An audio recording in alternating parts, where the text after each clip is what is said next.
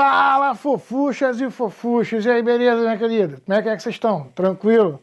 Estamos de volta aí agora para a nossa matéria, para o nosso terceiro bimestre.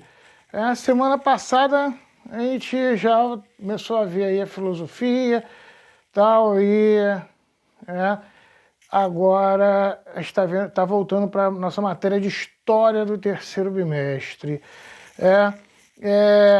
Só para você entender agora, aí a gente vai ver todo o período que a gente chama de Era Vargas. A gente vai falar daqui a pouco aqui, que é o período chamado Era Vargas, que vai de 1930, foi onde a gente parou, o segundo bimestre, foi, né, a Revolução de 30, o tenentismo, né, como o tenentismo sobe ao poder. Ele vai de 30 até 45, que vai ser governado por Getúlio. Daí era Vargas. Getúlio Vargas vai governar.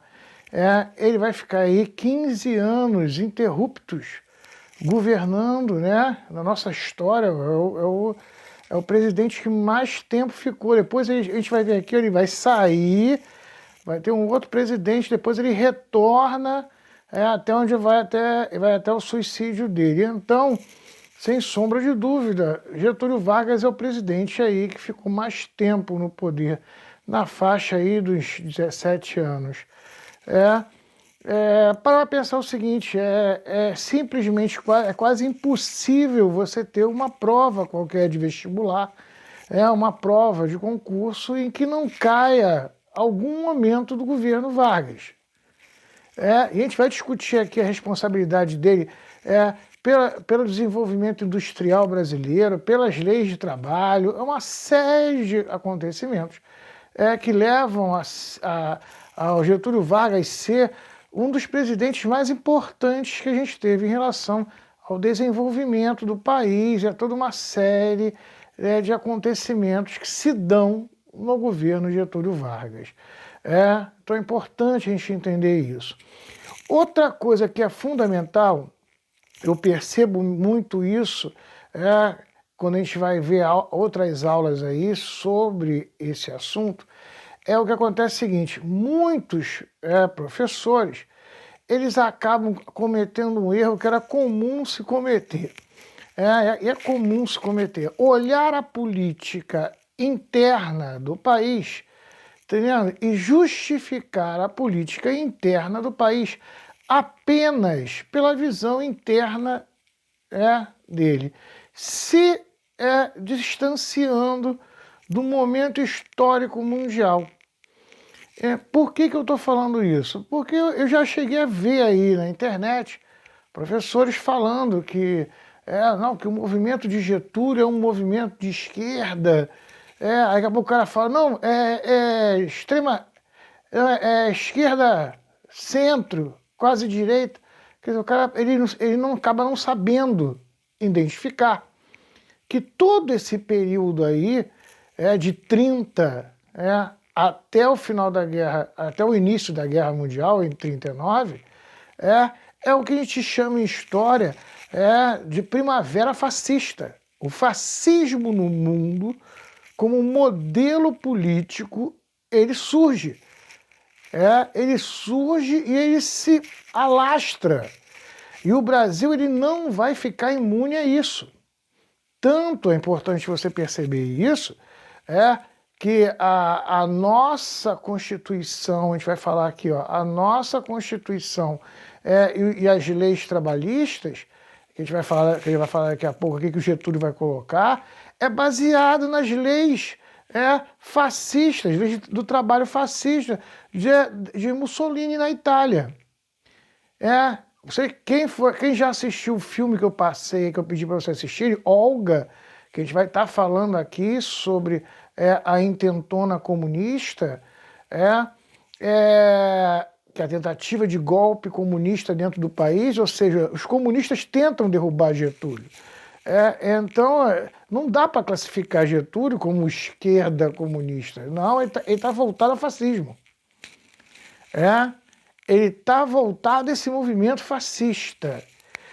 Então, por que as pessoas se confundem muito com isso? Porque o fascismo, ele é nacionalista, entendeu? Ele é industrializador. Vamos entender isso. Que aí eu só estou dando esse toque aqui antes de a gente começar a falar, para você entender o clima.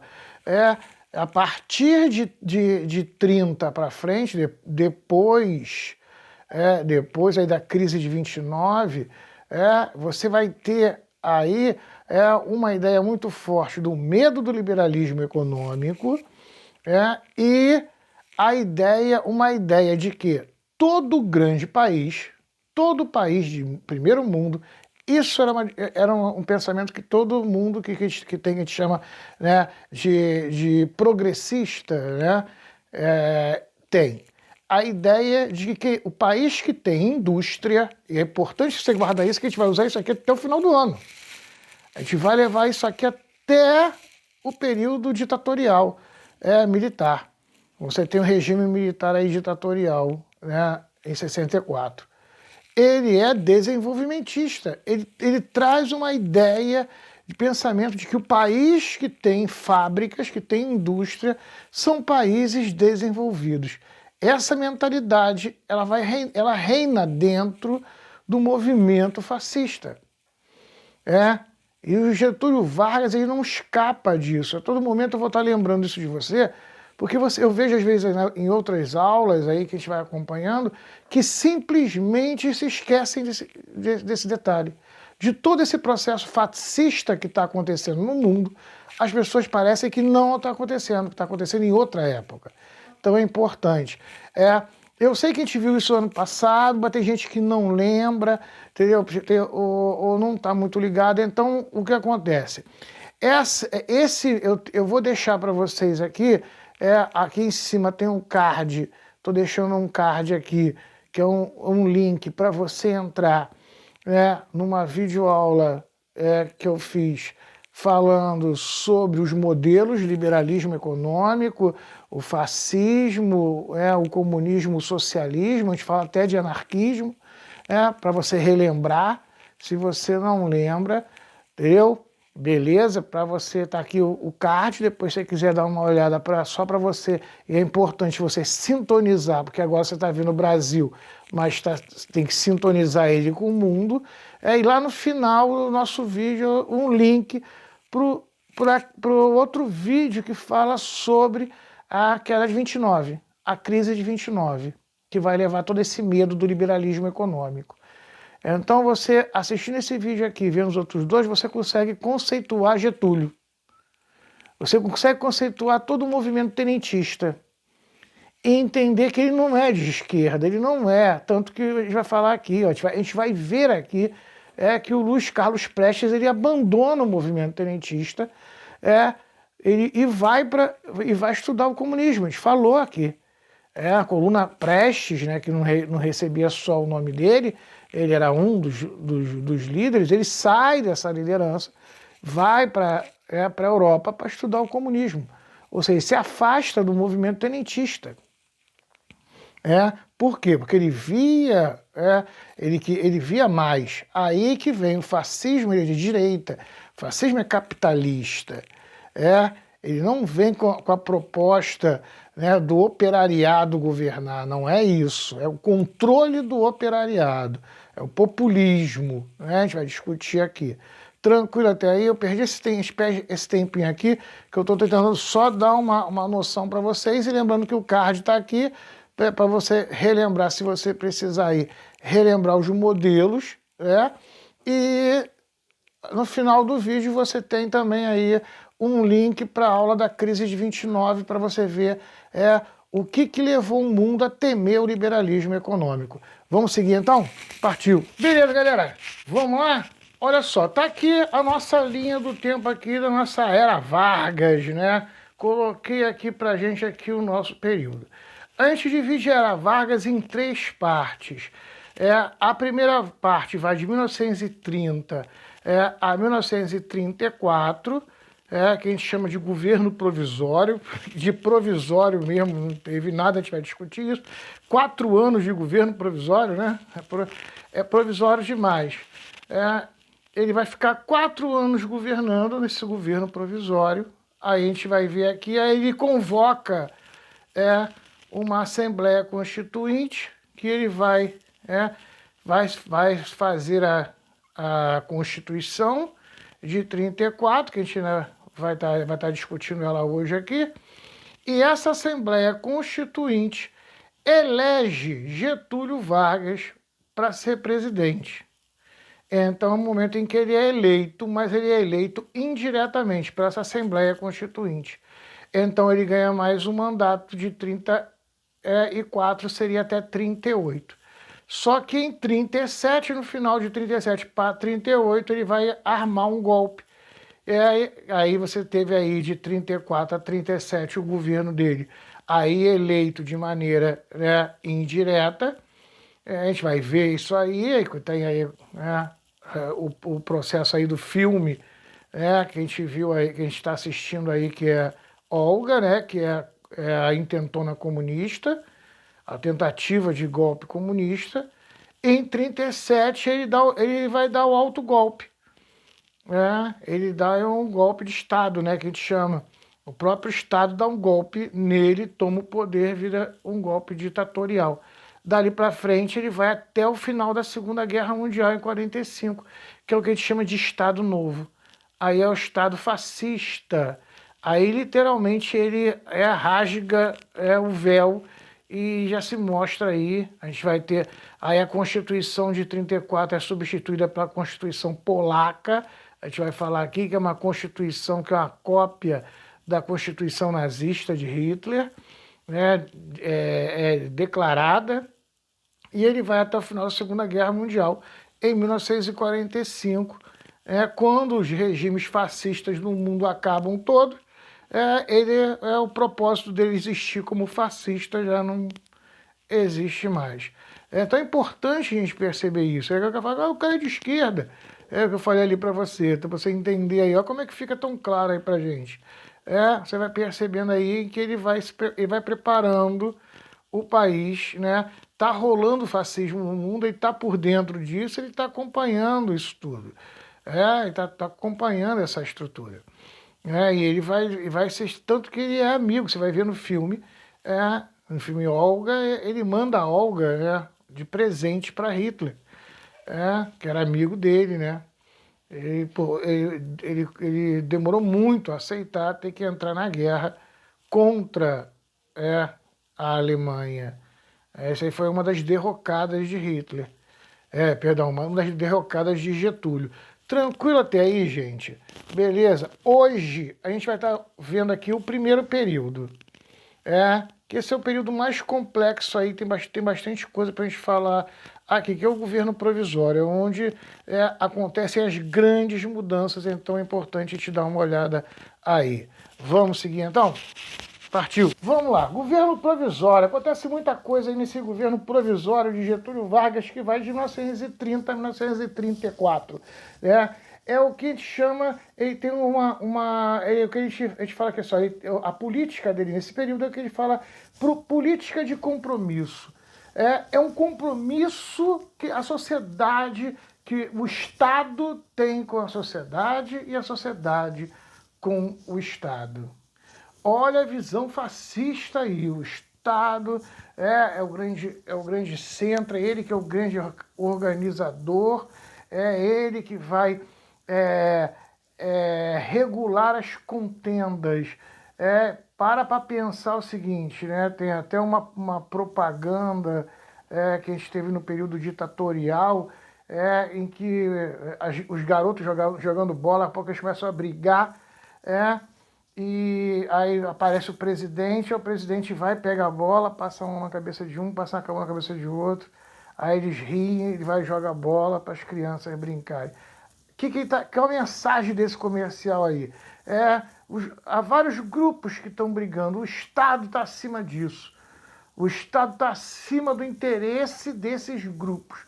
O Estado pensa na nação, a nação acima de qualquer coisa. Aí você diz que eu falei aqui, não está lembrando, aperta o card e vai lá ver a visão fascista. Então o Estado está acima, ele é o estado de compromisso, é o compromisso com a nação brasileira. Vamos transformar a nação brasileira numa potência. Aí você entende Mussolini, você entende Hitler, que pegou a Alemanha toda destruída, e reergueu a Alemanha como uma grande potência industrial e econômica no mundo inteiro. O Getúlio olha para isso e fala, não, eu quero fazer isso no Brasil. Eu pretendo fazer isso. Só que está pegando um país problemático. A gente falou aqui, a gente está vendo aqui. Primeiro que você tem os barões do café que mandavam no Brasil e faziam a política do café, a política de valorização do café. A gente viu aqui, pegava dinheiro público e botava o dinheiro público para poder comprar o café e revender na Bolsa de Valores. E quando chegava na Bolsa de Valores para se revender esse café, quando o café era revendido lá, acabava dando prejuízo, porque o preço do café caía. O governo comprava, a gente até explicou aqui, o governo comprava, tirava o café do mercado. Se tirou o café do mercado, lei, olha o card lá, liberalismo econômico, oferta e procura. Se tem pouca oferta, aumenta a procura, o preço sobe. Então o governo comprava tudo, escondia o café para o preço do café subir na bolsa e vender. Isso funciona uma, duas, na terceira o governo começa a ter prejuízo, porque os preços não sobem, as pessoas sabem que o governo brasileiro comprou o café, que uma hora vai ter que vender, porque café estraga, então o governo toma prejuízo. Dane-se, o governo era o próprio cafeicultor, ele está gastando o dinheiro público para garantir a fortuna dele. Então você tinha a grande elite, a elite que mandava realmente no Brasil, eram os grandes cafeicultores, na política do café com leite, São Paulo e Minas Gerais. Essa política velha, ela já não está resolvendo, porque a gente viu aqui que durante a década de 20, até chegarmos à década de 30, veio todo um desenvolvimento. Daí eu falei, assiste os loucos anos 20, o card que eu estou deixando, o link que eu estou deixando aqui, que é da aula na Europa. O automóvel, luz elétrica, telefone, cinema, esse mundo tecnológico, a indústria está chegando, a classe média cresceu. Aí em 1930, que a gente falou aqui, metade da população vive na cidade, metade da população vive no campo. Então esse político fazendeiro, ele não sabe lidar com essa metade política urbana, classe média, que quer direitos trabalhistas, que quer melhores condições de trabalho, que quer uma vida melhor. Essa política velha, ela não consegue dialogar com esse novo setor aí econômico, que é metade da população brasileira. Você tem aí do outro lado uma metade da população brasileira de classe média. Aí a gente fala classe média desde o operário da fábrica até o dono de loja, do armarinho, da barbearia.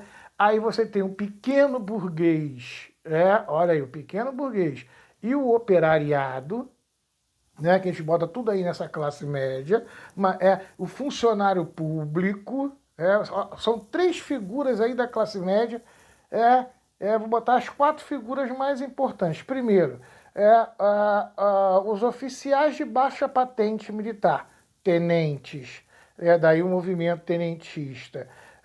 A pequena burguesia, o dono da padaria, o dono do armarinho, o barbeiro, esses pequenos comerciantes, a pequena burguesia. O funcionário público de repartição, os professores, pessoal que trabalha, médicos, enfermeiros, classe média do setor público. E o operariado, trabalhador de fábrica, tudo isso é classe média. Mas tudo isso aí com interesses diferentes, com características e interesses diferentes, mas estão ali, com anseios, anseios para a sua área. Essa política velha não resolve também. Você tem aí... Aí vem o industriário.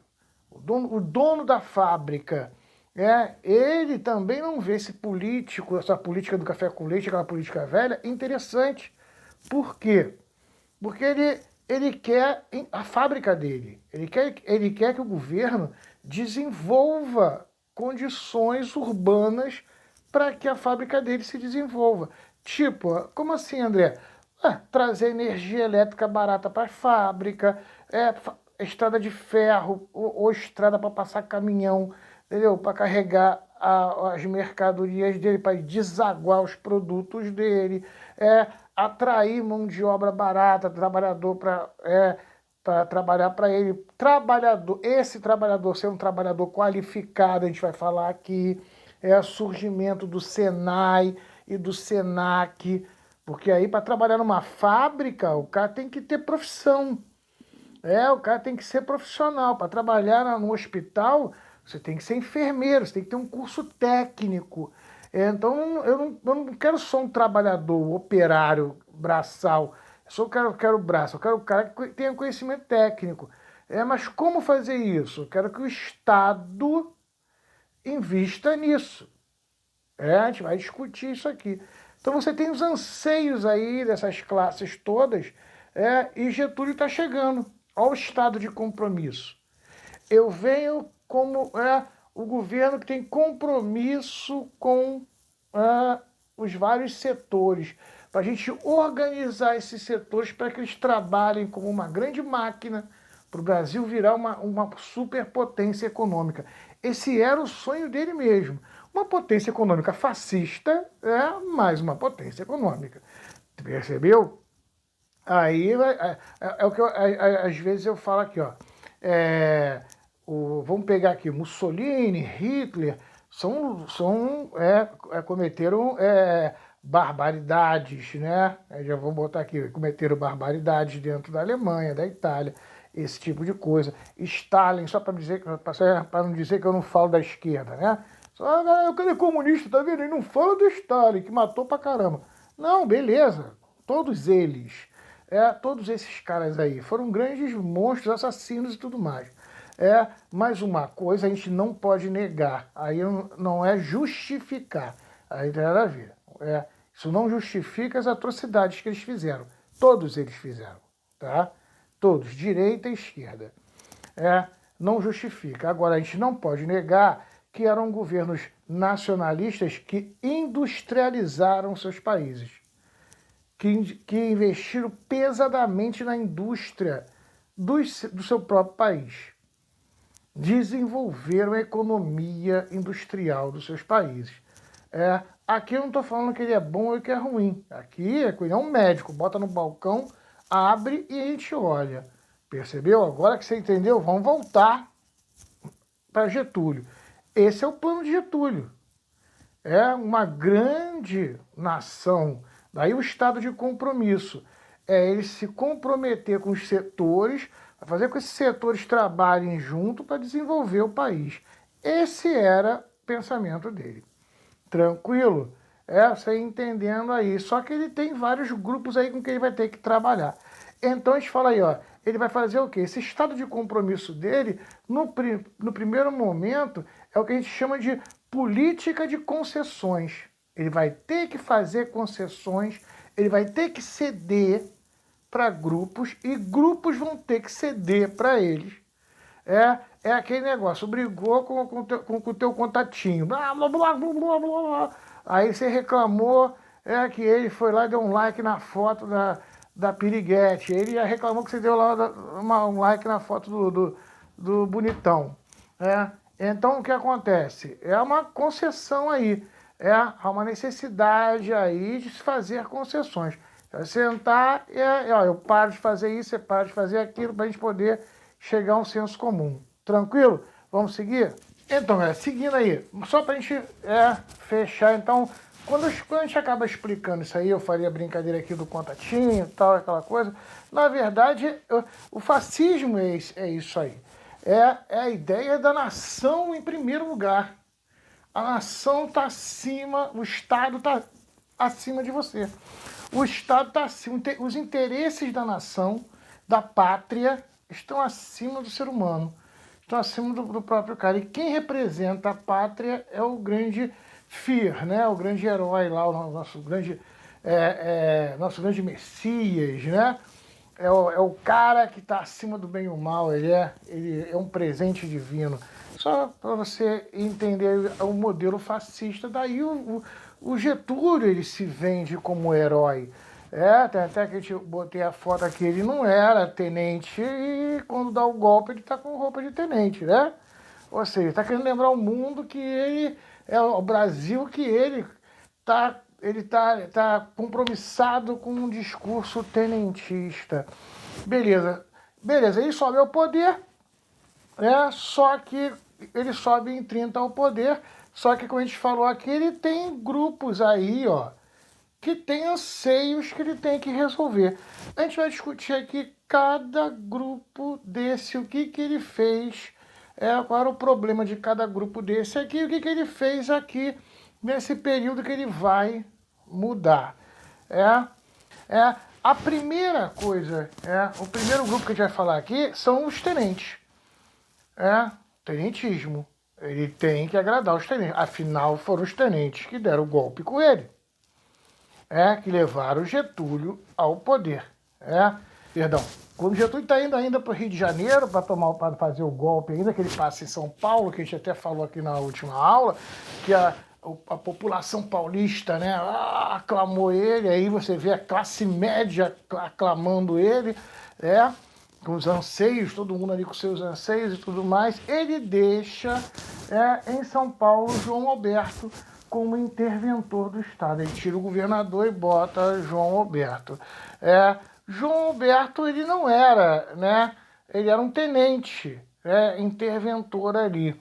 E ele não era de São Paulo, e ele entra para governar São Paulo. Então, a elite paulista, vamos lá, dos grandes cafeicultores, não gostam de ver aquele cara, João Alberto, governando ali, porque ele é um forasteiro. Ele vem de outro estado. A elite liberal econômica, a burguesia, os donos de fábrica, não vem com bons olhos um tenente, um militar ali governando São Paulo. E não acha legal essa visão aí dele governando ali. E os militares, a alta patente militar, não gosta também de receber ordens de um tenente, de um cara de patente mais baixa. Então você vê que antes mesmo de chegar no Rio de Janeiro, Getúlio Vargas, em São Paulo, ele já começa a ter problemas. Ele já começa a criar insatisfações quando ele coloca João Alberto para governar São Paulo. Que é um tenente e um cara que ele vai começar a agir em São Paulo de maneira que vai desagradar ainda mais pessoas dentro do Estado. Vamos entender aí o que acontece com esse governo aí do João Alberto, né? O que vai criar. Primeira coisa, João Alberto, daí muita gente achar que os tenentes estavam ligados ao comunismo e aquela coisa toda, nada a ver. Você vai entender aí. João Alberto, ele vai, logo de cara, no governo dele de São Paulo, ele vai liberar um grande comício do Partido Comunista com os operários. Aí você fala, aí, tá vendo? O cara é comunista. Ele liberou um grande comício do Partido Comunista com o operariado.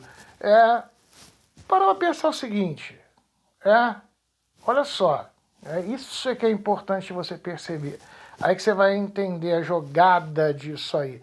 E é importante daqui para frente você perceber isso. Ele não está preocupado, ele não está ajudando os comunistas. Ele está querendo os operários. Ele quer os operários. Então, reprimir.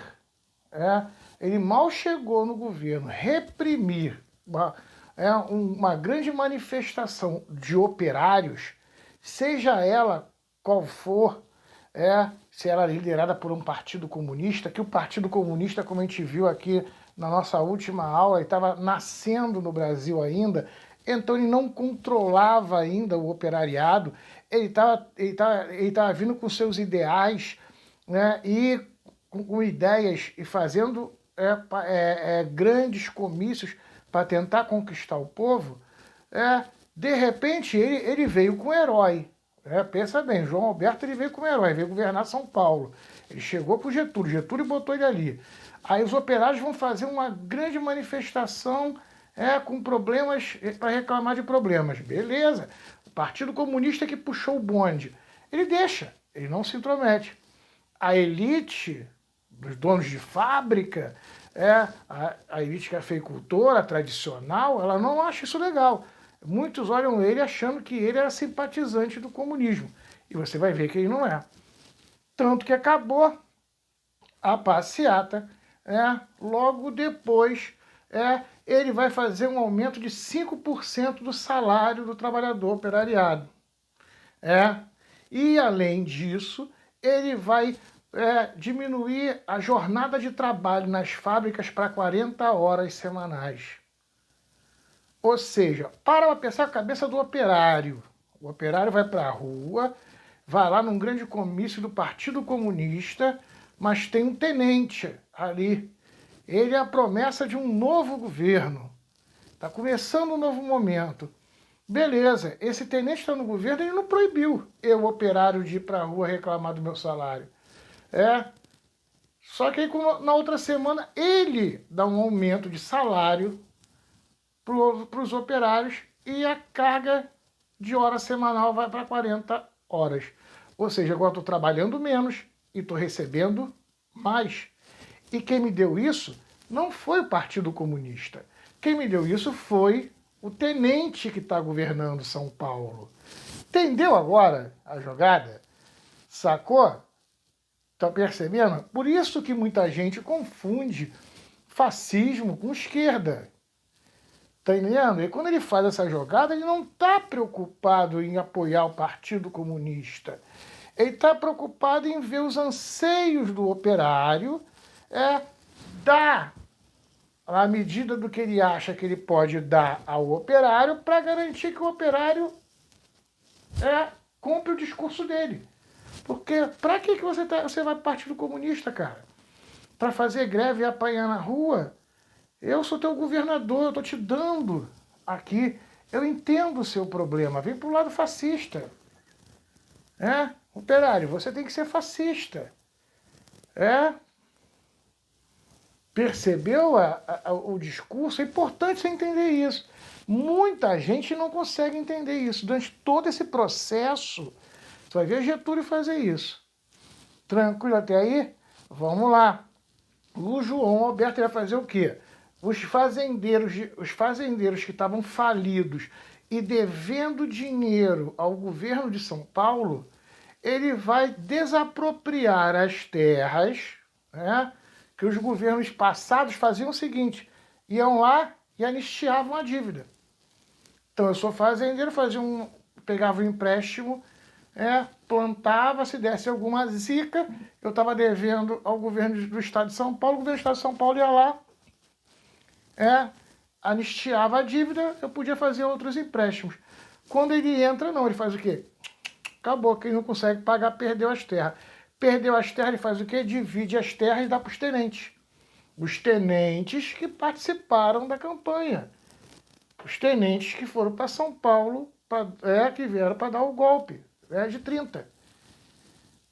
Tá percebendo? Então o João Alberto está trabalhando junto com Getúlio. Então a primeira coisa que Getúlio faz é tirar governadores e colocar interventores. Esses interventores são quem? Os tenentes, que vão governar os estados. Ou seja, ele agora está com os tenentes lá controlando os estados. Estão percebendo? E com isso, vai colocando vários tenentes dentro do serviço público. né, para trabalhar no serviço público. Vai desagradar outro setor da economia, que é o setor do funcionalismo público, setor classe média, funcionalismo público. Você chega na tua repartição agora que tem lá um militar, né, que não fez concurso público. Tá percebendo? Importante você entender isso aí. Não tô dizendo que é certo o que é errado. Tô querendo que você entenda que começa, pô, cara, esse cara aí é militar, que ele tá no quartel, que tá fazendo aqui no hospital, atirando a vaga aqui do pessoal que você tá fazendo concurso, pô, tá precisando aí, tá entendendo? Então você vai ter uns tenentes aí ocupando cargos públicos também. Então a primeira concessão aí que ele vai fazer é a concessão junto aos tenentes. Até aí tranquilo, gente? Vamos lá?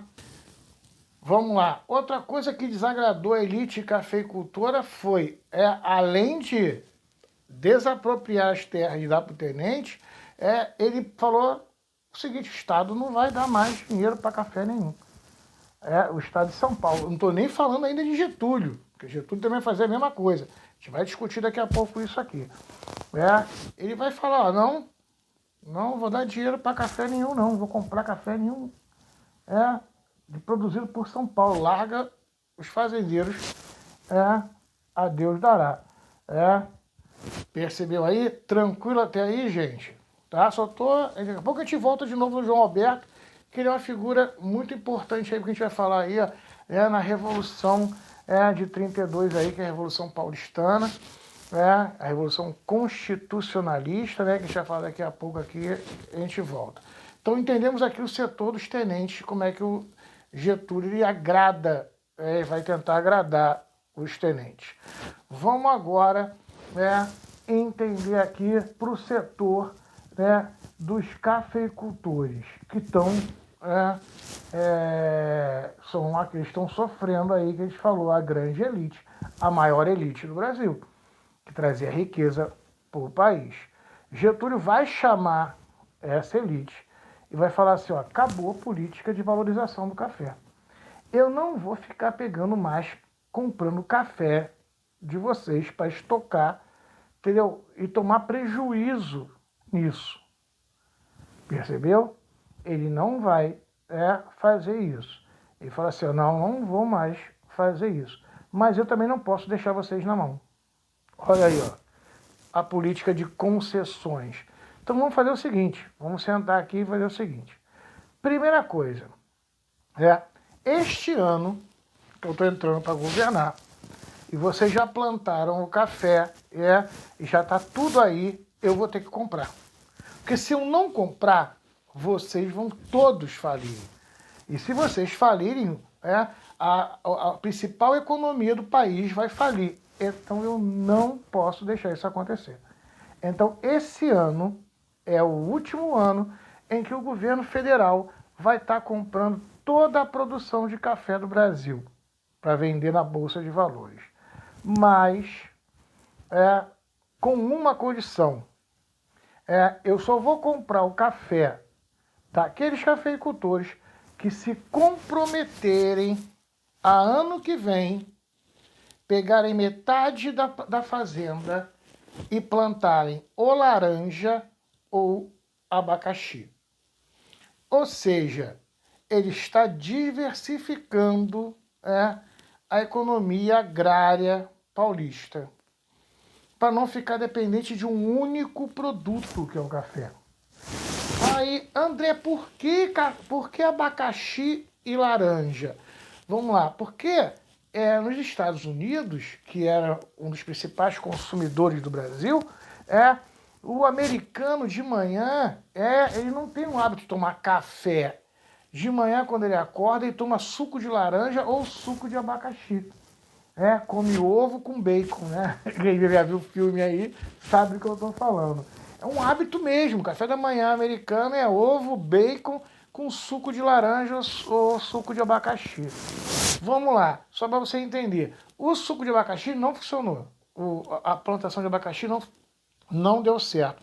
Não deu certo por quê? Porque os Estados Unidos, nessa época, começou a desenvolver plantação de abacaxi no Havaí. Então, eles já tinham a sua própria produção. então eles quase não compravam abacaxi da gente. E o hábito maior dos americanos é o suco de laranja, que é plantado dentro do território americano mesmo. E quando tem geada, eles perdem tudo, sabe? A laranja lá é problemática. Então, até hoje, o Brasil produz laranja, suco de laranja, para o café da manhã norte-americano. Até hoje nós somos um dos países de grande produção de suco de laranja aí nos Estados Unidos. Tranquilo até aí? Só para você entender aí. Com isso ele vai diversificar a produção, a economia agrária brasileira. Outra coisa que ele vai fazer é criar um Instituto do Café. Agora, um Instituto do Café de verdade. Em São Paulo tinha esse Instituto do Café de São Paulo era caô, era só para botar dinheiro para fazer aquela política de valorização do café. Agora ele cria um Instituto do Café de verdade. Esse Instituto do Café é o quê? Ele vai fazer pesquisas para desenvolver pés de café que produzissem café de melhor qualidade e num tamanho pequeno. Então o que acontece? Ele vai conseguir desenvolver, durante o governo dele, ele vai conseguir desenvolver pés de café que eram menores, ou seja, ocupam menos terreno, eles produzem mais café, e esse café é um café de melhor qualidade. Está surgindo aí o café Golden. Então, olha só, ele consegue manter uma alta produção com a metade da fazenda que eles tinham, e agora eu vou para a Bolsa de Valores para competir com outros países, tipo Haiti, que produzia café também, só que eu não vou com café igual o café haitiano. Não, você não pode vender meu café, o café é Golden. A qualidade do meu café é muito maior que a do Haiti. Então você não pode botar o mesmo preço. O meu café é de um nível mais alto. Percebeu aí? Tranquilo até aí, gente? Foi? Para você entender aí qual é o esquema. Naquele ano, só para a gente fechar esse pedaço aqui do café, naquele ano em que ele teve que comprar, em 30, quando ele teve que comprar todo o café, olha a jogada do Getúlio. Ele compra todo o café, que ele falou, vou ter que comprar pela última vez. Ele compra todo o café, pega metade da produção e taca fogo. Só para você ter uma noção do que a gente está falando, durante muito tempo, o trem, a Maria Fumaça, que vinha aqui na Zona Oeste, aqui rodava trem de Maria Fumaça, quando o trem passava, você sentia um cheirinho de café. Por quê? Porque ele pegou metade da produção e botou para ser queimado como combustível nos trens. Olha a doideira. André, por que Getúlio faz isso? Porque ele vai pegar, ele tá jogando com a bolsa. Eu tenho um monte de café. Sabe o que ele faz? Pega metade e joga fora, taca fogo, puf. E fala assim, ó, só sobrou isso aqui. O preço é tanto, quem quiser compra. Acabou. O preço faz o quê? Plá, vai lá em cima. Aí ele vende. Ele tacou fogo na metade da produção, para ficar com uma quantidade menor, para forçar o preço a subir, e vendeu. Se despachou aquele último café. Tranquilo aí? Então deu para perceber qual é a tomada que ele vai fazer para regularizar os grandes produtores de café, a grande economia cafeicultora brasileira, que estava nessa crise aí da política do café. Tranquilo? Vamos seguindo. Vamos lá, fofuchos, beleza, estamos seguindo aí.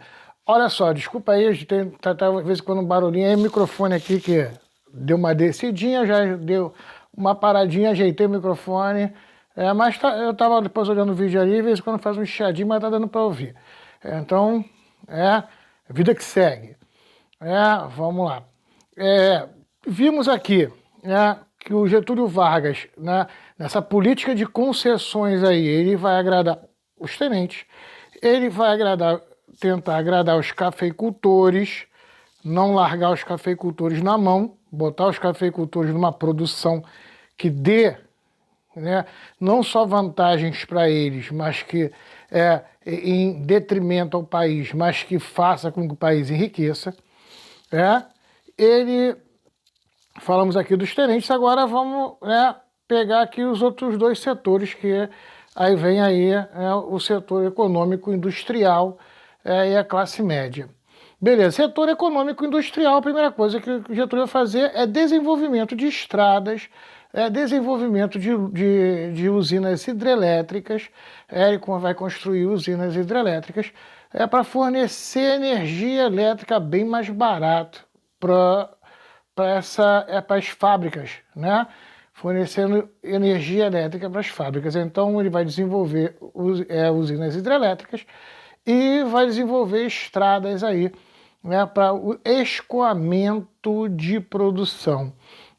Mais na frente aí a gente vai ver aqui, ele vai criar o Senai e o Senac, que vai desenvolver aí, ó, trabalhadores, mão de obra qualificada para o comércio e para a indústria.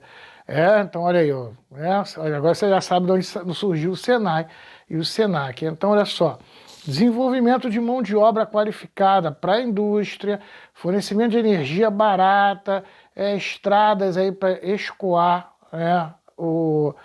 a produção. Então ele investe aí nessa estrutura mais sólida. Vamos agora para o trabalhador, que é a parte aí fundamental para a gente, onde está a grande massa, aonde está o povão. Ele é um presidente que ele quer a massa, ele quer a maioria das pessoas com ele, tá? Ele vai querer essa grande massa aí ao redor dele. Como ele vai fazer para agradar esse trabalhador, né? Para o trabalhador, ele vai criar aí, vai fazer um programa, uma política trabalhista para essa galera. Aí vai desenvolver aí o que a gente chama das primeiras leis trabalhistas. Ele vai criar o Ministério do Trabalho, ele cria o Ministério do Trabalho. Ele vai criar as primeiras leis trabalhistas no Brasil, e ele vai criar um sistema de seguridade social que a gente vai falar aqui. Pessoal que faz enfermagem aí já deve ter visto isso aí em SUS, e a gente vai estar dando uma relembrada nisso aí, que é importantíssimo para a gente ver. Então, essa parte agora aí do Getúlio Vargas, né, com os trabalhadores, ele vai desenvolver aí agora toda uma legislação de trabalho, e vai criar toda uma estrutura de uma seguridade social para o trabalhador. Mas a gente vai ver aqui que Getúlio ele dá com a mão e tira com a outra. Esse aí que sempre lembrando aqui, a gente vai entrar agora a fundo nisso. Mas só lembrar aqui não é revolução do operariado. Aqui o operário não vai tomar poder, nem vai acabar com a propriedade privada, né? Que a pessoa vai de esquerda, isso aqui é socialista, comunista. Não. Ele está desenvolvendo uma estrutura para o operariado, para ganhar essa massa, para essa massa produzir. É o que a gente falou aqui, ó, política aí de compromisso, né? A política de compromisso com o Brasil, com o Estado, né? E a política de concessões aí, que aí você entende essa estrutura. A gente vai ver aqui, ao mesmo tempo, a gente vai ver aqui o que Getúlio dá para o trabalhador, entendeu? E o que ele toma do trabalhador, porque ele está dando para o trabalhador, ele quer controlar o trabalhador. Ele quer o trabalhador na mão dele. Então ele dá vantagens para o trabalhador, mas ele puxa, ele bota cordas e bota rédea no trabalhador. Então a gente vai ver aqui como funciona essa estrutura. Vamos seguir? Vamos lá! As primeiras leis trabalhistas, né? A primeira coisa que eu quero que você entenda é o seguinte: quando Getúlio Vargas ele cria essas leis trabalhistas, você às vezes vai pesquisar aí, tá? As leis trabalhistas de 1934. Por que tá assim? Ele vai criar isso tudo, mas primeiro ele cria com um projeto de lei. né? Ele cria uns projetos de lei, ele vai criando aí ele vai otorgando, né? Criando as leis através de decretos presidenciais, ele governa. Isso que é importante aqui, eu até acabei não falando. Durante todo o período do governo aí provisório, ele vai fechar as assembleias, a Assembleia Nacional, ele vai fechar o Senado, as estaduais, o município, a Câmara dos Deputados, ele fecha isso tudo, tá ligado? E vai governar através de decretos presidenciais. Então essas leis todas aí, elas são criadas esse longo desses 4 anos, elas vão sendo criadas, só que aí acontece o seguinte, em 34, quando tiver a Constituição, quando vier a Constituição de 34, ele pega todas essas leis e agora o que era decreto vai virar leis constitucionais. Então, quando você for olhar sobre as leis de trabalho, é a primeira vez em 34 que leis trabalhistas vão surgir dentro da Constituição do Brasil. Então, a Constituição de 34 é a Constituição que traz as leis trabalhistas, que vai criar o Ministério do Trabalho, ele vai criar a carteira de trabalho, a gente vai discutir isso aqui agora. As leis trabalhistas, vamos lá, vamos pegar algumas coisas que Getúlio vai desenvolver. Primeiro, é importante você entender isso aí, porque muita gente fala assim, o Getúlio ele vai sentar com os empresários, né, do Brasil, os donos de fábrica, né, e vai falar assim, ó, em todo lugar do mundo que tem fábrica, na Alemanha, na Itália, Estados Unidos, os grandes países aí que tem fábrica, existem leis de trabalho. Existem leis trabalhistas. O trabalhador operário está lá, monta sindicato, faz greve, aquela coisa toda. Eu pretendo controlar esse trabalhador. Agora, a gente vai ter que dar leis trabalhistas para eles. Então é melhor a gente sentar aqui agora e decidir o que nós vamos dar aos trabalhadores, como leis trabalhistas, do que daqui a pouco rolar uma greve geral, aí voltando lá que a gente falou, né, do João Alberto lá, melhor do que rolar uma greve geral aí feita pelo Partido Comunista, eles pararem as fábricas todas, a gente ser obrigado a dar, aí a gente perdeu o controle, quem controla agora é o Partido Comunista. Percebeu? Então o jogo dele é esse, quando ele vem com as leis trabalhistas, ele vem para abraçar o operariado de vez, tanto que ele fica conhecido como o pai dos pobres. O discurso de Getúlio é o pai dos pobres. Eu conheci Coroinha, né, quando eu era mais novo, conheci Coroinha da época de Getúlio, que se você falasse mal de Getúlio, Coroinha te batia, entendeu? Porque para o trabalhador operariado, ele foi o grande herói. Getúlio foi o grande herói do trabalhador, do operariado. Vamos entender isso aí. Vamos lá. Quais são as leis que Getúlio está trazendo para a gente aí? Primeiro, você tem que entender o seguinte, as pessoas trabalhavam todos os dias da semana. Eram 12 horas de trabalho todos os dias da semana, sem folga, sem férias, sem aposentadoria, sem nada disso, sem direito nenhum trabalhista. Então Getúlio ele vai chegar e vai criar as leis trabalhistas. Primeira coisa que é importante da lei trabalhista. Vamos lá. Ele vai passar a jornada de trabalho, que era de 12 horas por dia, ele vai passar para 8 horas de trabalho diários. Ele passa para 8. Então, de 12, passou para 8 horas de trabalho diário. Então, jornada de trabalho de 8 horas por dia. Outra, um dia de folga remunerado na semana, que às vezes é o domingo. André, meu pai trabalha, o sábado ele não trabalha, mas aí às vezes tu vai dar uma olhada lá e trabalha 10 horas por dia para poder compensar o sábado, de não trabalhar no sábado. Então, em geral, a média é essa, né? E era lei na época, né?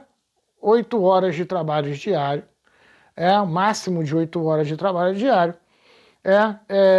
Um dia de folga remunerada na semana, um mês de férias remunerados por ano, é, é, fundo de garantia por tempo de serviço, o FGTS, aquele dinheirinho que vai sendo guardado, né? Do teu patrão ele guarda numa conta e o governo bota lá também o dinheirinho. Quando você é mandado embora, você pega, você saca esse dinheiro. Ele cria o FGTS, e ele cria a aposentadoria por tempo de serviço. Vai criar aí uma aposentadoria por tempo de serviço. Vai criar aí o auxílio maternidade de 3 meses.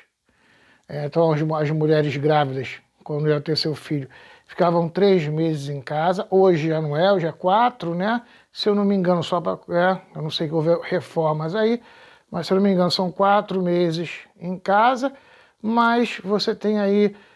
Geralmente a empresa bota logo você de férias, aí você fica 5 e tem os 15 dias de amamentação. É mais ou menos isso aí. Mas na época era só 3 meses de auxílio e maternidade aí para a mãe. Equiparação salarial agora por profissão. Acabou aquele negócio de homem, o enfermeiro homem ganha um valor, a enfermeira mulher ganha outro. Não, acabou isso. O salário não é mais regulado pelo sexo, sim pela profissão. Enfermeiro, o valor do salário do enfermeiro é tanto, não interessa se ele é homem ou se é mulher. Percebeu? Tem muita gente que não gosta disso, né? Mas foi Getúlio que botou. Outra coisa que o Getúlio vai fazer também é a proibição do trabalho infantil. Ele vai proibir aí o trabalho infantil. Então ele dá essa reorganizada aí, né, na estrutura do trabalhador. Tu fala, caraca, bicho, é muita coisa. A maioria dos direitos que Getúlio botou, eles estavam aí até agora, né? Até bem pouco tempo, ainda estavam aí antes da reforma. Eram muitos direitos trabalhistas que ele cria. O operariado se apaixona por Getúlio. Ele falou que é o pai dos pobres.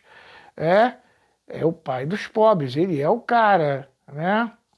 E ele vai criar o IAPS, Instituto de Aposentadoria e Pensões. É a Seguridade Social que ele cria, que é estadual, não era federal. Era feita pelos governos dos estados. Explicar aqui agora para você entender. Getúlio dá com a mão e ele tira com a outra. Vamos começar a ver agora como Getúlio tira com a outra. Ele não vai dar direito, esses direitos todos lindos e maravilhosos, ele não vai dar para todo trabalhador. Ele dá para o trabalhador classe média urbana, aquele que tem sindicato, que faz greve, que o Partido Comunista está em cima. É desse que ele está querendo controlar e se livrar do Partido Comunista. Então ele vai dar esse direito para esses trabalhadores. O do campo, ele não vai dar nada. Ele não dá direito trabalhista para o campo. Ele dá direito trabalhista só para o trabalhador urbano. André, como ele vai fazer isso? Então, ele não acerta os fazendeiros. Acerta só o pessoal da indústria e do comércio. Ele vai criar ali esses direitos trabalhistas ali. André, como ele vai fazer para dar esses direitos para o trabalhador urbano e não dar para o trabalhador do campo? Ele vai criar carteira, de trabalho. Então, se você em 30 fosse trabalhar como enfermeira, você ia na regional, ia lá, tirava a sua carteira de trabalho, vamos lá que está no Rio de Janeiro, você quer trabalhar no hospital ali particular aqui no Rio.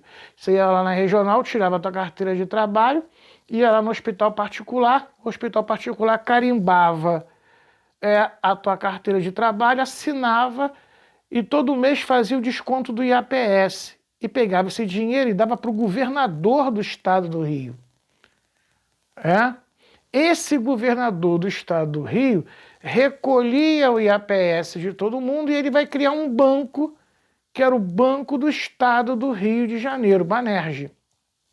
Em São Paulo tinha um Banco de São Paulo, em Minas o BMG, então cada estado tinha o seu banco, era a época dos bancos estaduais, pergunta aí ao pai, ao avô de vocês, existiam bancos estaduais, pegava essa grana, depositava essa grana lá. Então você se aposentava pelo estado do Rio de Janeiro, se morasse no Rio, mas São Paulo pelo estado de São Paulo, era estadual. E você tinha que ser trabalhador urbano, só trabalhador urbano tinha essa carteira carimbada. Tranquilo aí? Aí você fala, pô, mas inclusive, o atendimento médico, só para fechar aqui, pessoal de enfermagem aí, ficar ligado, aqui no Rio, a gente mora aqui no Rio, perto de Rocha Faria, que é o nosso hospital aqui, quem era atendido no Rocha Faria? Apenas trabalhador de carteira assinada e sua esposa se tivesse gestante. Aí se não tivesse gestante, não era atendido. E filho, não tinha direito. Esse papo de a saúde é um direito de todos e um dever do Estado, querido, 1988, nova Constituição do Brasil, SUS. Só lá na frente. Em Getúlio, serviço público só para trabalhador que contribuía para o IAPS. Tranquilo? Sacou? Então, para a classe média aí, agora você entende o presidente classe média. Getúlio, presidente classe média, o pai dos pobres, sacou? Isso aí entende toda essa estrutura aí que o Getúlio ele vai criar para governar. Tranquilo até aí, gente? Deu pra gente, dar essa amarrada aí nesse jeito trabalhista, ver que ele não dá para todo mundo e como ele faz. Agora, ele vai acabar com o Partido Comunista. Pronto, eu já botei um sorriso na cara do trabalhador, só que agora eu vou ferrar com o Partido Comunista. Como? Através de sindicatos. Aí agora vem uma lei sindical, veio a lei trabalhista e veio a lei sindical. Vamos dar uma olhadinha agora na nossa lei sindical, beleza? Vamos lá. Vamos dar uma olhadinha agora na lei de sindicalização de 1931, lembrando aí que essa lei vem junto com as leis trabalhistas e que elas, tanto as leis trabalhistas quanto as leis sindicais, elas vão ser efetivadas mesmo dentro da Constituição de 34. É claro que tem várias outras coisas dentro da lei sindical, mas eu separei essas 8 aqui que são importantes para você entender aquilo que a gente estava falando aqui sobre dar com a mão e tirar com a outra e controlar o operariado, para você entender que Getúlio não tinha nada a ver com o comunismo. Pelo contrário, agora aqui ele bate forte no comunismo. Vamos lá. Não pode haver ligação entre categorias. Por exemplo, sindicato da Federação ou Confederação dos Metalúrgicos não pode se organizar junto com os dos ferroviários. É lógico, o negócio é dissolver o operariado, dissolver o trabalhador. Que a gente falou aqui, as classes médias, elas têm anseios, necessidades diferentes. Getúlio entende isso. Então o que ele faz? Separa todo mundo, faz sindicatos diferentes. E esses sindicatos não podem se unir, porque se todo mundo se une, vira uma grande força operarial. É uma grande força operariada. E não é isso que ele quer controlar todo mundo. Então dividir para conquistar. Essa é a ideia dele aí. Então ele separa todo mundo. Vamos lá. 2. Os sindicatos tornam-se assistencialistas. Dão apenas assistência jurídica, médica, odontológica, tem banho de piscina, tem academia. É só lembrar aí do SESC, do SASE. Isso aí tudo aí é época de Getúlio Vargas. Getúlio Vargas ele vai se utilizar disso, ou seja, ele vai esvaziar o sindicato politicamente. A ideia é acabar com o debate político dentro do sindicato. Então você vai para o sindicato para levar teu filho para tomar banho de piscina, para ir no dentista, sacou? Você não vai para lá para discutir melhores salários ou condições. Tá percebendo? Tranquilo até aí? Vamos lá. 3. São proibidas atividades políticas dentro do sindicato. Então já jogo fora todo mundo de Partido Comunista, Partido Socialista, qualquer coisa aí de esquerda. Pessoas que queiram entrar dentro do sindicato para fazer política, está expulso porque é proibido política dentro do sindicato. 4. Os sindicatos não podem filiar-se a organizações sindicais internacionais. Lógico, por quê? Porque lá fora os sindicatos, eles estão ligados politicamente. Então, vamos dar um exemplo, o sindicato ferroviário aqui do Brasil, se ligar com o sindicato ferroviário da França, lá eles estão ligados ao Partido Comunista, então vai haver política vindo para cá. Então a ideia é isolar os sindicatos daqui, né? 5. Funcionários públicos não têm direito a filiar-se em sindicato nenhum. Ou seja, mais um gomo aí da classe média que se separa aí, ó, dividir para conquistar, né? 6. O Ministério do Trabalho também controla as verbas sindicais. Cada trabalhador contribui anualmente com o valor de um dia de trabalho. A contribuição sindical é recolhida pelo governo e redistribuída aos sindicatos, 60%, federação 15%, confederações 5% e a conta especial do empregado e salário 20%. Ou seja, agora a grana do sindicato vai para a mão primeiro do governo. É Getúlio agora que dá na mão do sindicato o dinheiro dele. Então, Getúlio controla quanto o sindicato ganha. Olha como é que os sindicatos agora estão na mão do Getúlio. Não pode haver política dentro de sindicato, ele que controla o valor. Só para você ter uma ideia hoje do que eu estou falando, né? Hoje, o sindicato dos professores, eu pago o sindicato dos professores direto para eles, né? Ali não, você pagava para o governo é que dava o dinheiro, a parte do sindicato.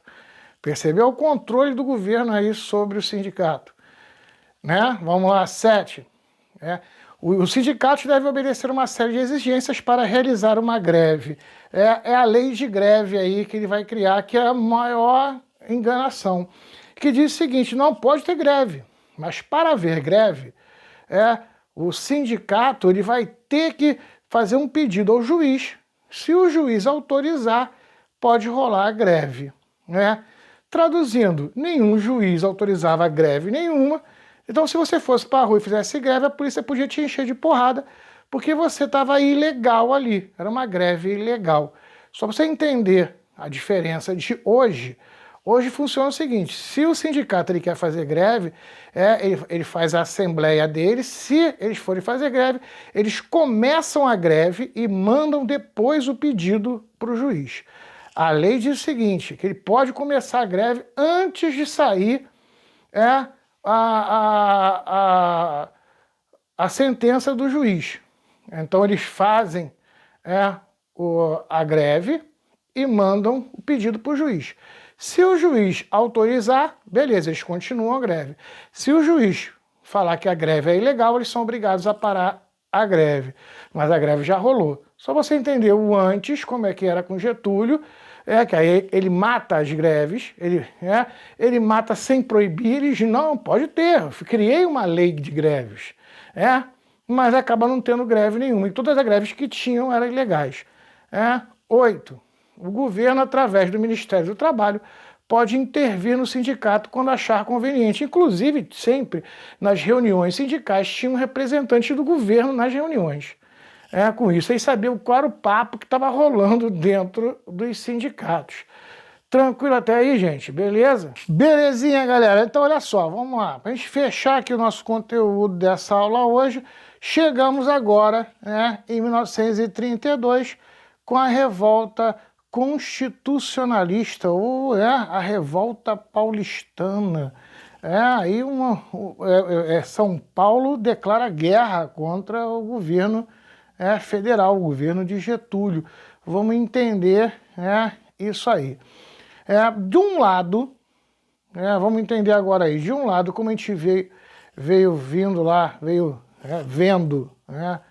aqui o governo feito pelo movimento tenentista dentro de São Paulo, que a gente falou aqui, esse governo paulistano, que a gente falou aqui, desagradou a grande elite, essa elite ela vai se reunir contra Getúlio Vargas. Agora é a hora de se reunir. E primeiro, quais são aí os grupos que vão se unir contra Getúlio? Primeiro, são os conservadores, né, aquele grupo de fazendeiros conservadores que a gente falou, que estão insatisfeitos. Muitos liberais aí da alta indústria, que a gente viu aqui as leis trabalhistas, não agrada muito, a ideia é não dar direito trabalhista nenhum para trabalhador. O fascismo ele tem essa ligação, que o Getúlio ele tinha essa veia fascista aí. Ele tem que sindical, né, de controle sindical. Eles não gostam disso, eles são liberais, eles não gostam de dar direitos. A pequena classe média que toma a pequena classe média que a gente fala, a pequena classe média burguesa. Os donos de loja, o dono da barbearia agora tem que assinar carteira. Entendeu? Ele vai receber encargos pesados. Esse aí sofre. Essa classe média burguesa, dos comerciantes, aquela coisa toda, ela se sente oprimida aí por Getúlio Vargas. Então você tem esses setores aí, principalmente esses setores. E os generais. Então são 4 setores, os grandes generais, que, né, veio aí um problema de hierarquia com os tenentes governando os estados aí. É justamente esse grupo aí que eles vão se unir contra Getúlio para declarar guerra. Mas aí tem, né, o estopim, né? Esse estopim aí, ele vem com o assassinato aí de 4 jovens que faziam parte do movimento estudantil. Aí tem aquela discussão que, na verdade, aí, se eu não me engano, só um deles era estudante. Na verdade, só um deles era estudante, o resto não.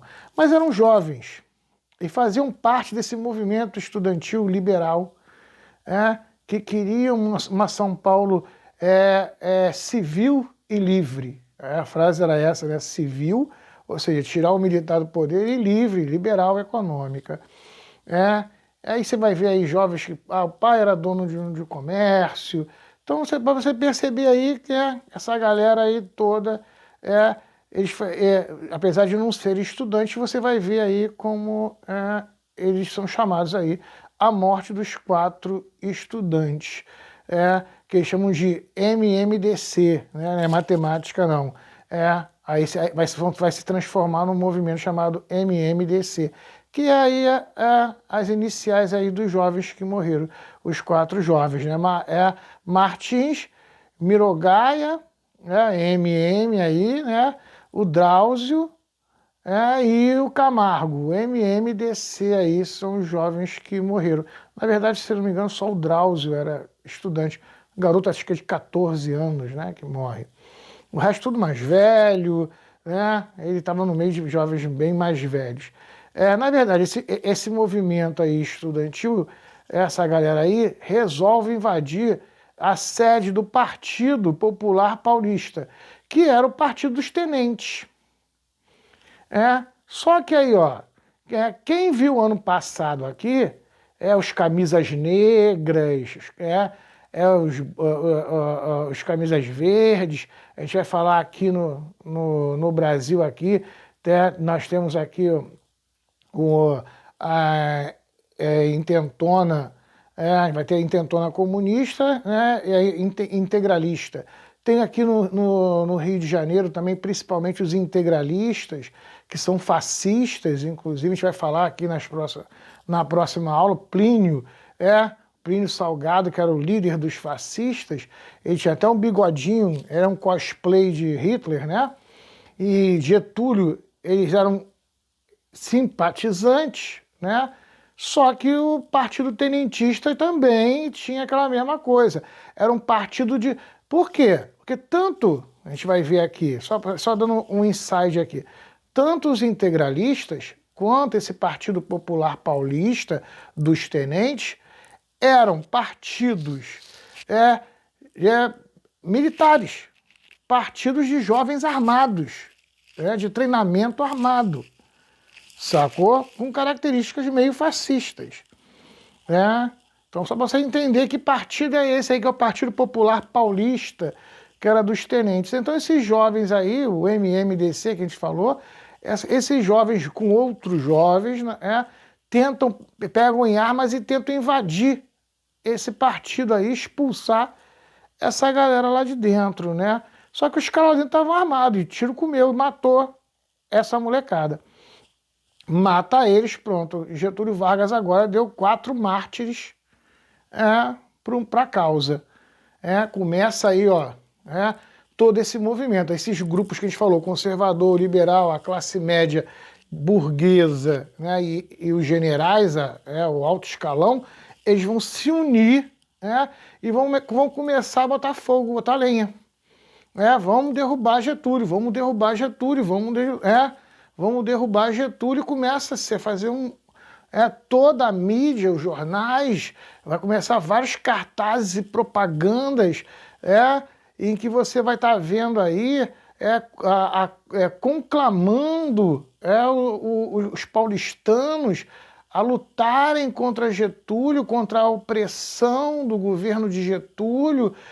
Inclusive vai ter a campanha Ouro para o Bem de São Paulo, que as pessoas doassem alianças, joias para serem derretidas, serem vendidas, para se comprar armas, para montar o exército, né, de São Paulo, até porque o interventor de São Paulo, quando percebeu que a treta começou, a primeira coisa que ele fez foi pegar todo o armamento do exército, dos quartéis que estavam em São Paulo, pegar todo o armamento e levar embora.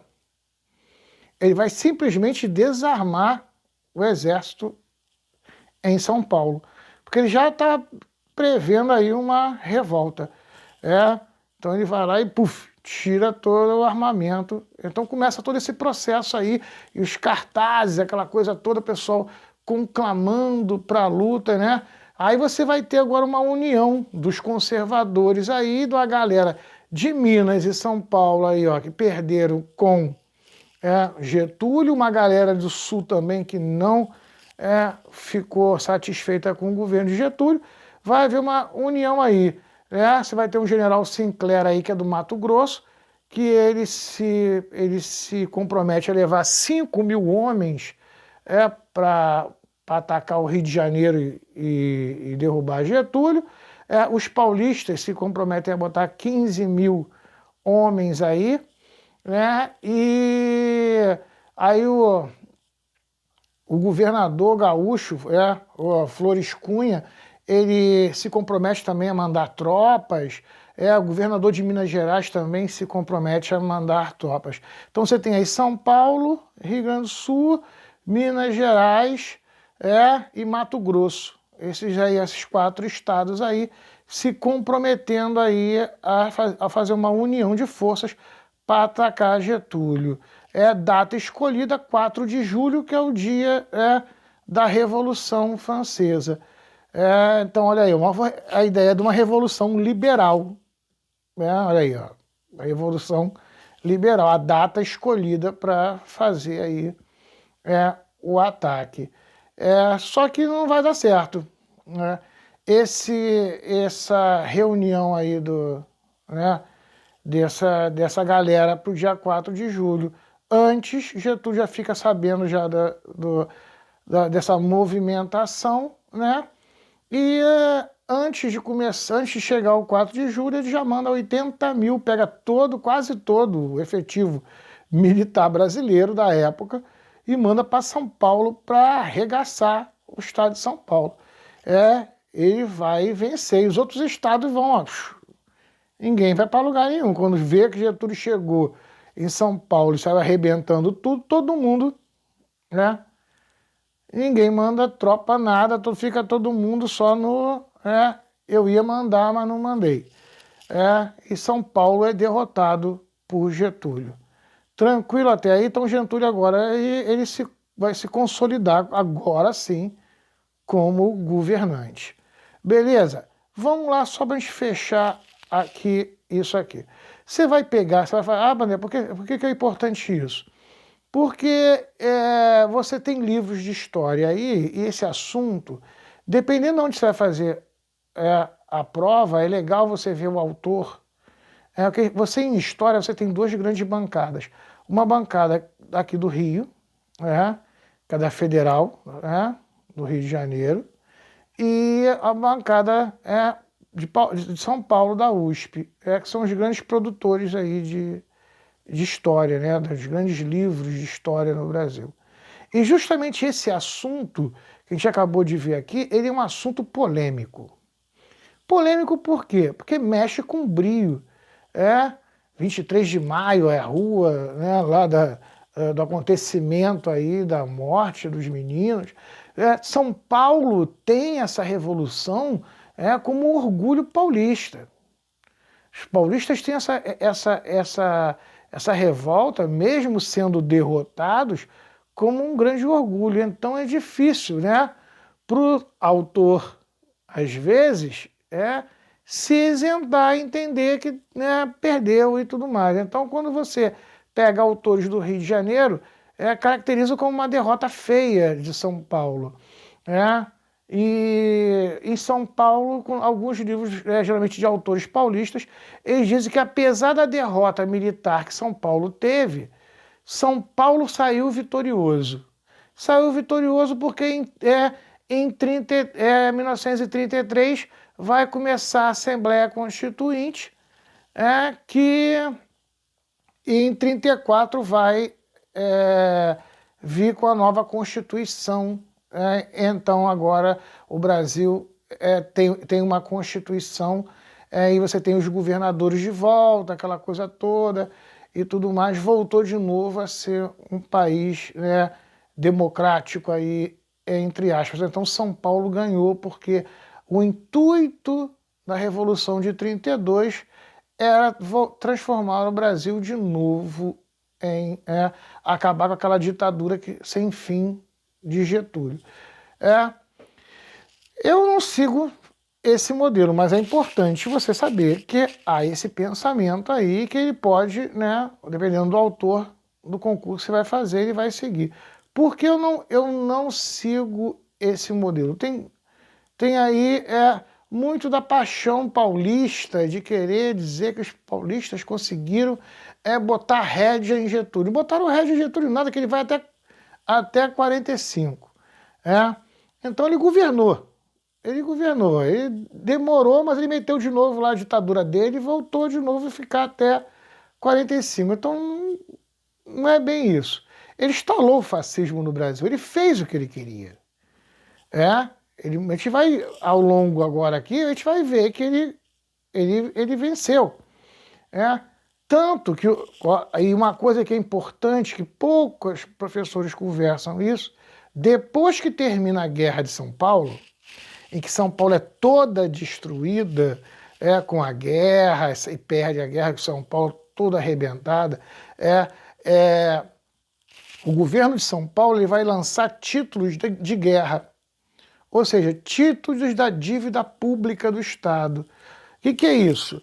O governo está sem dinheiro, o governo do Estado de São Paulo está sem dinheiro, ele quer reconstruir, ele passa títulos de dívida. Olha só, compra esse título aqui, que quando tiver grana eu pago para você de novo. E ele vai render nos juros. Sacou? Então o governo de São Paulo ele criou títulos de guerra, de guerra após a guerra de São Paulo para a reconstrução de São Paulo. O governo de Getúlio Vargas comprou quase tudo. Ele foi lá e arrematou. Então olha só, o próprio governo que foi lá e destruiu São Paulo, depois, quando São Paulo vai se reerguer, ele vai lá e compra e banca a reconstrução. Ou seja, não fica contra mim. Não fica contra mim, porque se ficar contra mim, eu passo por cima de você. Agora, se está do meu lado, tem tudo. Eu sempre falo isso, a gente está fechando aqui agora, vamos fechar isso aqui. Eu falo sempre isso para os meus alunos, assim, o meu avô, ele foi um homem que viveu período de Getúlio. Os alunos perguntam muito, eu falo assim, ó, o meu avô ele pagou, ele custeou os estudos todos do meu pai, tá vendo? Sempre garantiu uma vida confortável para a família, Mas ao mesmo tempo que o meu avô, para você entender como é que era a cabeça de um homem da época de 30. Eu conheci pouquíssimo meu avô, eu era muito moleque. Era aquele cara que usava chapéu branco, calça branca, sapato branco, entendeu? E andava armado. Porque todo homem naquela época andava armado, ou estava com 38 na cintura, uma peixeira. Eu era um cara que entrava, chegava no armarinho, virava pro seu Zé e falava, seu Zé, olha só, eu vou mandar o menino aqui para buscar 2 quilos de arroz, um de feijão e meio quilo aí de carne seca. Tá, só embrulha aí e anota no caderninho. E ir embora. A sua mãe ou a sua avó vai lembrar do caderninho. Tinha isso em loja, caderninho, né? As pessoas compravam e depois pagavam. Você anotava lá no caderninho. Hoje em dia é muito difícil ter isso, mas antigamente tinha essa coisa.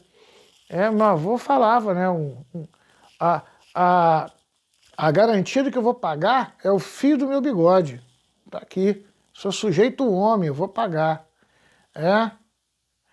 Por que eu estou explicando isso? Porque ao mesmo tempo em que meu avô era um cara que pagou os estudos do meu pai, estudou e tudo mais, se meu pai chegasse pro meu avô, e ele já me contou isso, né, uma vez, que virava pro meu avô e falava assim, pô pai, eu quero ir naquela festa ali, vai rolar um baile ali, eu quero ir. Meu avô falava assim, não, não vai não.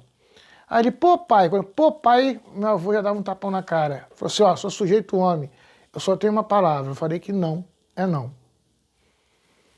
Por que eu estou explicando para você isso? Gente, eu não estou querendo dizer que isso é certo ou que isso é errado. Estou querendo mostrar para você a mentalidade de um homem da época de Getúlio. Então Getúlio está mostrando para São Paulo que eu só tenho uma palavra, minha palavra é essa. Eu vou apoiar São Paulo. Agora, se São Paulo for contra mim, eu derroto vocês. Essa é a minha visão que eu tenho sobre toda essa estrutura. Tanto que ele vai reerguer São Paulo e você vai ver a industrialização do Brasil agora explodir. Então ele está organizando o país num pensamento fascista. A gente vai falar que o sonho dele, mais para frente, o sonho dele é construir, né, uma fábrica de automóveis, como o Hitler construiu. A gente vai discutir isso mais para frente. Falou, gente, espero que todo mundo bem em casa, todo mundo com a saúde, tranquilo. Hoje a gente deu um gás, deu uma puxada, agora as outras aulas vão vir mais tranquilas, o conteúdo é menor. Gente, boa semana para vocês, tudo de bom, saúde para a família, para vocês, pro contatinho. Beijão, fui!